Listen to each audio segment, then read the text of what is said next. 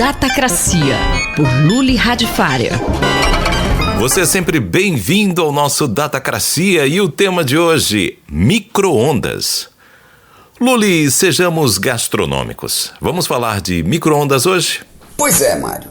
Micro-ondas é realmente o produto mais esquisito que existe. É impressionante que a gente pensa que com tanta tecnologia, com tanta interface, com tantas televisões inteligentes e carros autodirigíveis, o micro-ondas ainda é aquela máquina esquisita, né? Que tem uma radiação, esquenta sua comida por uma radiação maravilhosa, mas tem aqueles botões que não prestam para absolutamente nada.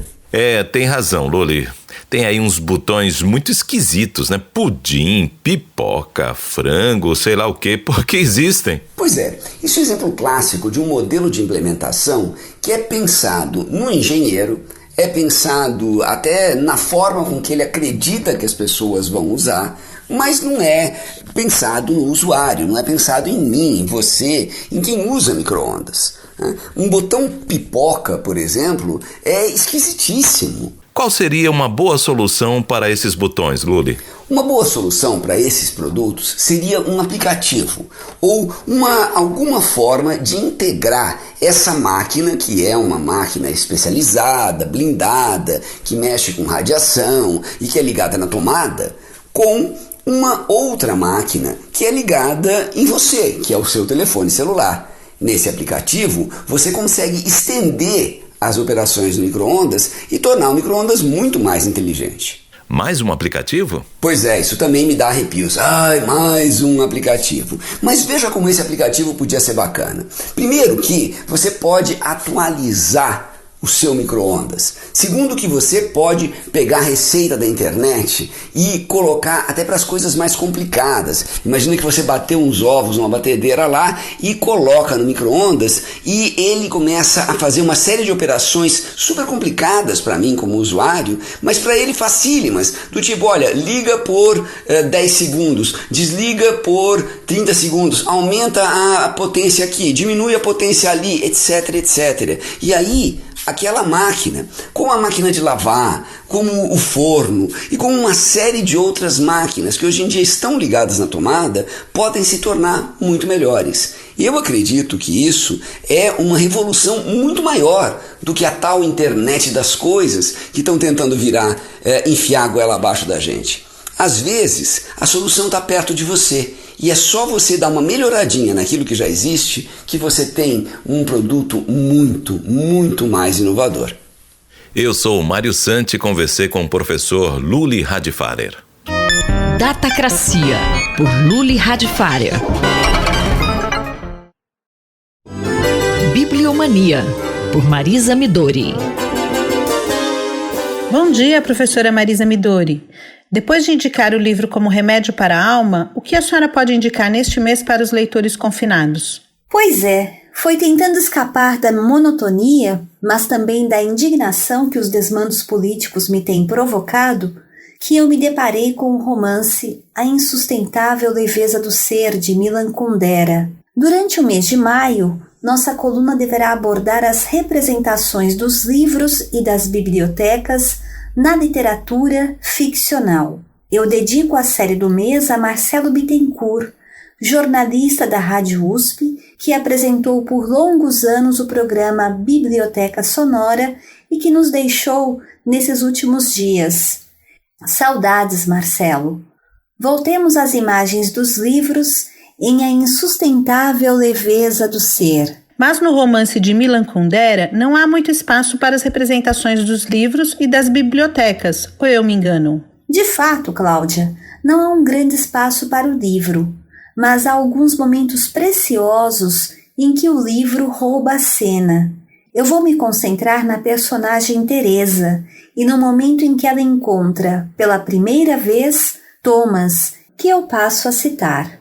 E ainda uma coisa... Havia um livro aberto sobre a mesa. Nesse café, ninguém jamais abrira um livro sobre a mesa. Para Teresa, o livro era o sinal de reconhecimento de uma fraternidade secreta. Contra o mundo de grosseria que a cercava, não tinha efetivamente senão uma arma: os livros que pedia emprestados na biblioteca municipal. Sobretudo os romances. Lia-os em quantidade, de Fielding a Thomas Mann. Eles não só lhe ofereciam a possibilidade de uma evasão imaginária, arrancando-a de uma vida que não lhe trazia nenhuma satisfação, mas tinham também para ela um significado como objetos. Gostava de passear na rua com um livro debaixo do braço. Eram para ela aquilo que uma elegante bengala era para um dandy do século passado. Eles a distinguiam dos outros.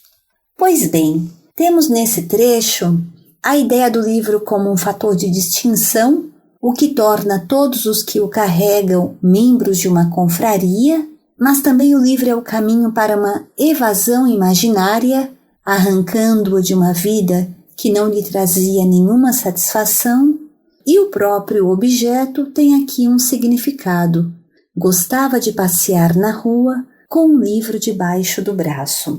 Nesse ponto, surpreendemos nosso autor a compor um decor que evidentemente se completa com o vestuário de sua personagem.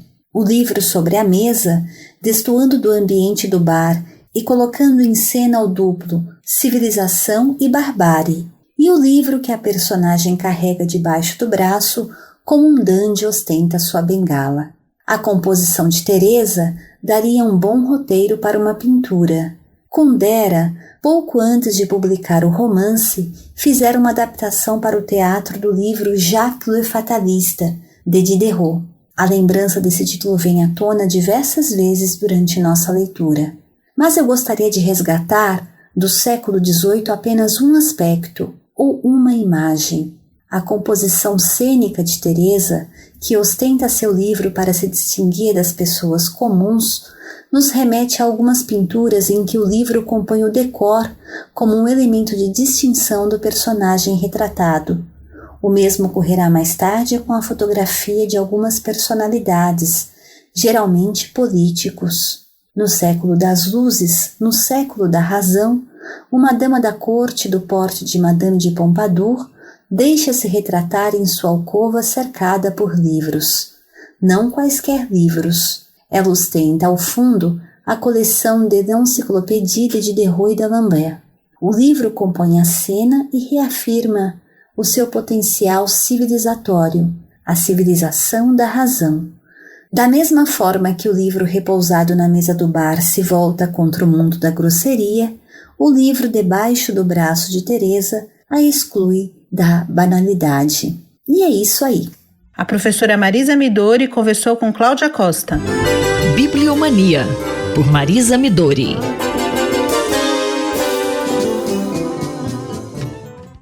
Entender estrelas. Uma viagem pela astronomia, por João Steiner. A missão Osiris-Rex da NASA tem o objetivo de trazer amostras do asteroide 101955 Bennu, e no último dia 15 de abril ela chegou bem perto, a 75 metros do objeto, se preparando para coletar material. Professor João Steiner, o que os cientistas esperam encontrar nessas amostras? Essa missão tem objetivo duplo, né? Primeiro, é um feito tecnológico, chegar até um asteroide, um objeto relativamente pequeno do sistema solar, mas esse asteroide ele tem um interesse especial porque ele é um dos asteroides Apolo, é um grupo de asteroides que tem uma órbita em torno do Sol que pode cruzar a órbita da Terra. São órbitas semelhantes à da Terra, mas podem eventualmente cruzar e tem, portanto, o potencial de algum dia poder até mesmo colidir com a Terra. Então, esse tipo de asteroide tem um grande interesse por essa razão, né? A ideia de coletar material é saber exatamente do que são feitos, qual é a composição, e tem por trás disso um objetivo, digamos, muito remoto de eventualmente, se caso possa haver a possibilidade de colisão, e que nesse caso está previsto que só vai acontecer para daqui a 149 anos ou mais, mas aí poderia se enviar uma missão para, eventualmente, digamos, desviar a órbita desse asteroide ou até mesmo explodi-lo, né? Por isso, acho que a ideia é estudar a composição físico-química, geológica, vamos dizer assim, deste objeto, mas também é uma missão tecnológica, né, a desenvolver a capacidade de chegar num asteroide desse tipo. E em relação à possibilidade de colisão, por que a gente não consegue ter certeza se a rota dele vai acabar chegando ou não? A Força Aérea Norte-Americana, juntamente com a MIT, já faz muitos anos um levantamento de todos os asteroides que têm alguma chance de colidir com a Terra. Saber se vai ou não vai colidir, em primeiro lugar, é necessário ter dados de altíssima precisão. É necessário mesmo conhecer a órbita com muita precisão. E segundo, ter a capacidade de prognóstico. Projetar essa órbita para o futuro e ver se no futuro, em algum momento, a órbita pode realmente cruzar o planeta Terra, passando a colidir com a Terra. Isso são dois desafios grandes. Primeiro é ter dados suficientemente precisos e segundo, ter capacidade computacional para fazer esse cálculo com tanta precisão. Não é uma coisa fácil, mas está sendo aperfeiçoado e aos poucos nós teremos um mapa mais detalhado de quais são os asteroides que poderão realmente colidir. Atualmente nós temos apenas candidatos que têm alguma possibilidade de ter essa colisão. E tem alguma possibilidade de ter desvios, assim, por atração gravitacional? Não, essas coisas de atração gravitacional, tanto do planeta Terra quanto de Marte, Júpiter, que fariam pequenos desvios da rota em torno do Sol, isso pode ser tudo calculado, né? Mas o objetivo mesmo é fazer um teste para que esse asteroide eventualmente no futuro possa ser impedido. A humanidade já tem tecnologia atualmente que provavelmente seria capaz de explodir o asteroide, né? Mas para isso é necessário desenvolver uma tecnologia que permita chegar ao asteroide. E é a segunda vez que isso está sendo feito. O primeiro foi a nave Hayabusa, uma nave japonesa, que recolheu material do asteroide Itokawa e trouxe de volta esse material, trouxe para a Terra, chegando aqui exatamente 10 anos atrás.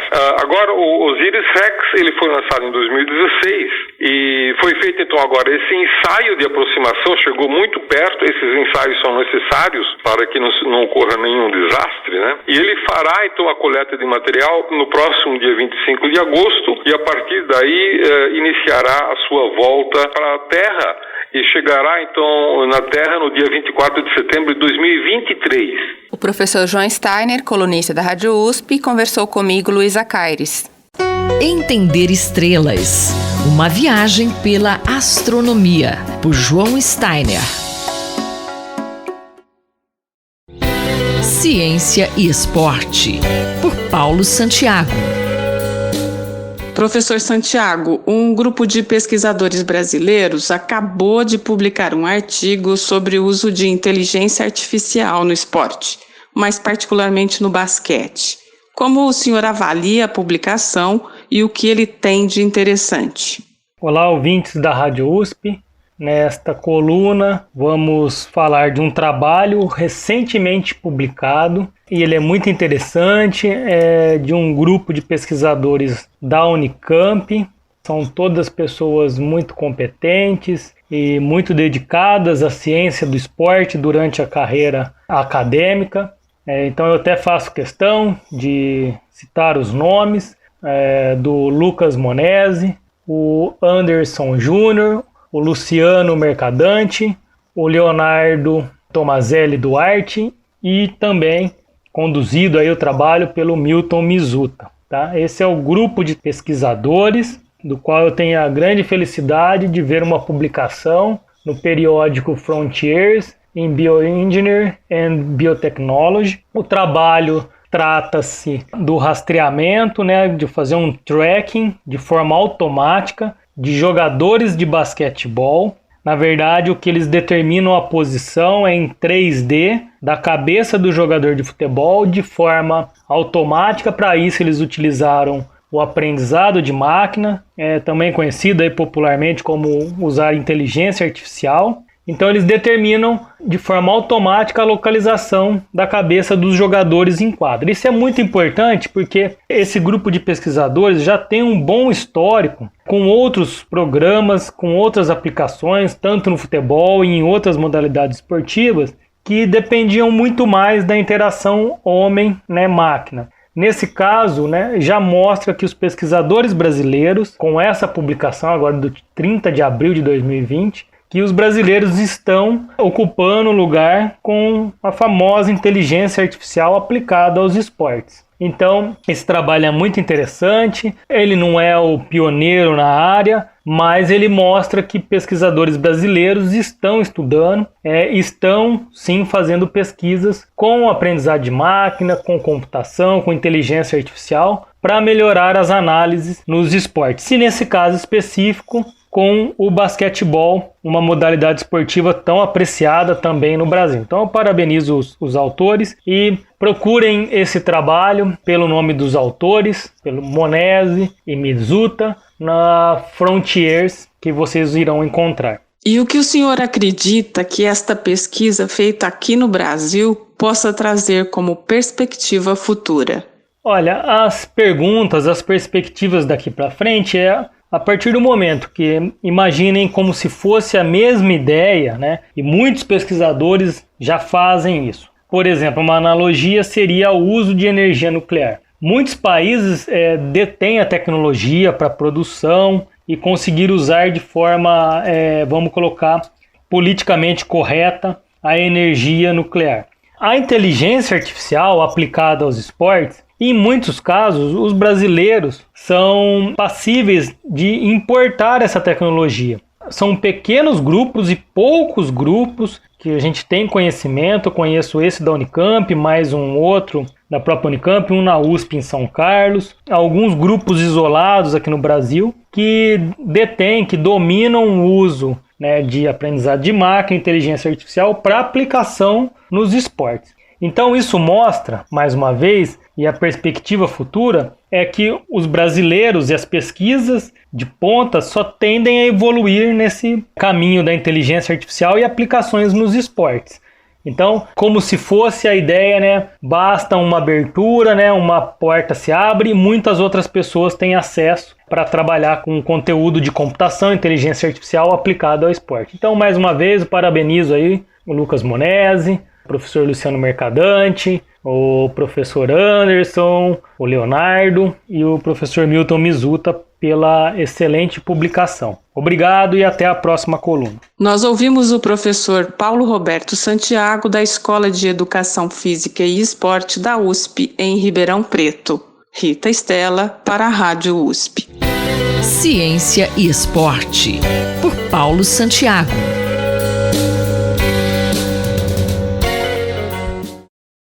Conflito e Diálogo, por Marília Fiorilo. Professora Marília Fiorilo conosco. A professora comenta que o negacionismo de certos líderes é tão perigoso quanto a pandemia. Olá, Cido, ouvinte da Rádio USP. Muitos temiam que a maior intervenção do Estado para conter a pandemia e decretar quarentenas e lockdowns fosse o esperado pretexto para a consolidação dos abomináveis estados de exceção.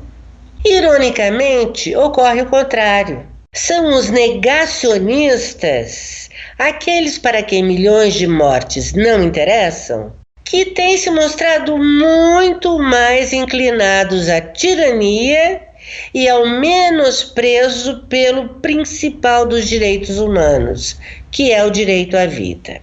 Quem se diz defensor da liberdade de ir e vir, e que é pelo liberou geral das aglomerações, é aquele que, exatamente, mais tem interferido para piorar a vida dos cidadãos. O exemplo por excelência são os Estados Unidos do governo Trump. Primeiro era uma gripezinha, depois uma gripe para a qual bastava uma boa dose de cloriquina.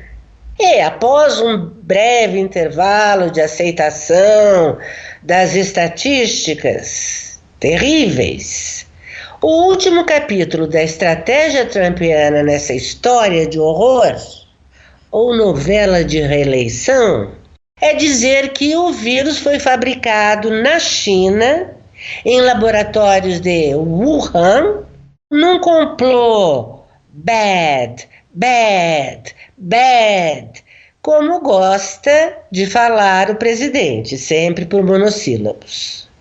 Para Trump, a Covid-19 é um golpe maligno de alguns vilões da Marvel para dizimar o império do Ocidente. Bom, a China não tem nada de democrática e não se deve acreditar piamente no que é lá divulgado. Outra coisa, porém, é transformar uma tragédia em história de gibi. A tática trumpiana de criar um complô chinês bateu de frente com o cientista encarregado de manejar a crise nos Estados Unidos, Dr. Anthony Fauci. Fauci, que é diretor do Instituto Nacional de Alergias e Doenças Infecciosas e que sempre aparecia lá ao lado do presidente nas coletivas, deu uma entrevista à National Geographic esta semana desmentindo qualquer hipótese de conspiração chinesa. Se você olhar a evolução do vírus em morcegos, a evidência é muito fortemente de que isto não poderia ter sido produzido artificialmente nem deliberadamente manipulado. Trump não se deu por achado e nem o seu secretário de Estado, Mike Pompeo. Até aí, mais do mesmo. Só que Fauci foi convocado para depor na próxima semana diante de um comitê republicano do Senado e, simultaneamente, proibido por Trump de dar o mesmo depoimento na Câmara de Representantes no Congresso, porque ela é composta por uma maioria de democratas que, segundo o presidente, abre aspas, me odeiam. O Dr. Fauci continuará a contradizer o presidente e alguns governadores naquela pressa deles de reabrir os negócios. E perguntou: quantas mortes e sofrimento vocês estão dispostos a aceitar para que a gente retorne ao que vocês dizem ser a normalidade? Parece que 1.214.572 casos confirmados até quarta passada são insuficientes. Professora Marília Fiorilo esteve comigo, Cido Tavares. Conflito e Diálogo, por Marília Fiorilo.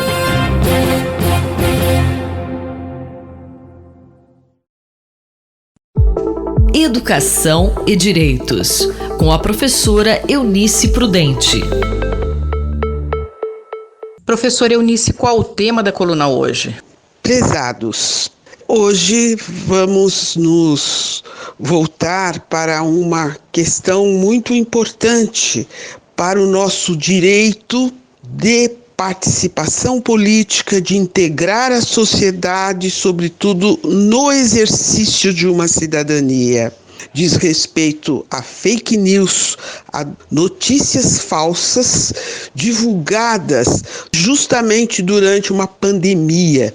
Inaceitável que a utilização da tecnologia que em menos de um minuto divulga, leva informações.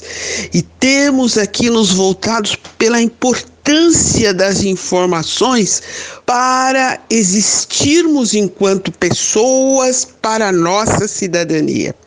É responsabilidade de todos verificar a verdade, a veracidade de informações antes de divulgá-las, mas nos preocupa também prerrogativas que o artigo 53 da nossa Constituição concede a legisladores enquanto agentes públicos que se responsabilizam, portanto, para com o bem-estar do povo, e esta prerrogativa é concedida justamente para que esses que são representantes do povo, mandatários do povo na relação do mandato, o mandante é o povo, o mandatário é o representante do povo.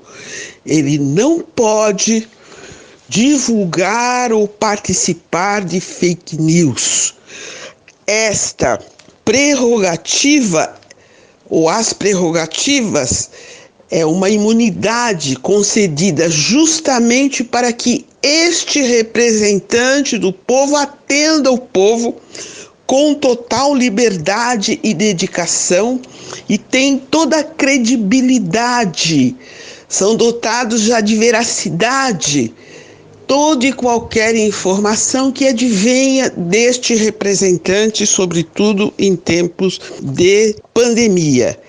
Há na Constituição também o princípio da inafastabilidade do judiciário para qualquer lesão ou ameaça a direito. Então, o judiciário deve investigar essas fake news e, se estiverem sendo divulgadas por detentores de prerrogativas, também estão sujeitos, sim, à investigação, e as respectivas casas legislativas serão comunicadas pelo judiciário, nos termos do artigo 53, quando necessárias estas investigações. Professor, o artigo 53 da Constituição não dá abertura para cobranças dos agentes públicos quando há certeza de abusos por parte deles? É verdade, meus prezados, que o mesmo artigo 53, quando concede prerrogativas, também determina ou permite que deputados e senadores não são obrigados a testemunhar pelas informações recebidas, mas o mesmo artigo também vai se referir ao decoro parlamentar que deverá ser acompanhado, que deverá ser orientado pela respectiva Casa Legislativa. Então, o que for incompatível com o decoro parlamentar, a Casa Legislativa também deverá tomar as providências cabíveis. Aí já estamos no artigo 55, parágrafo 1º.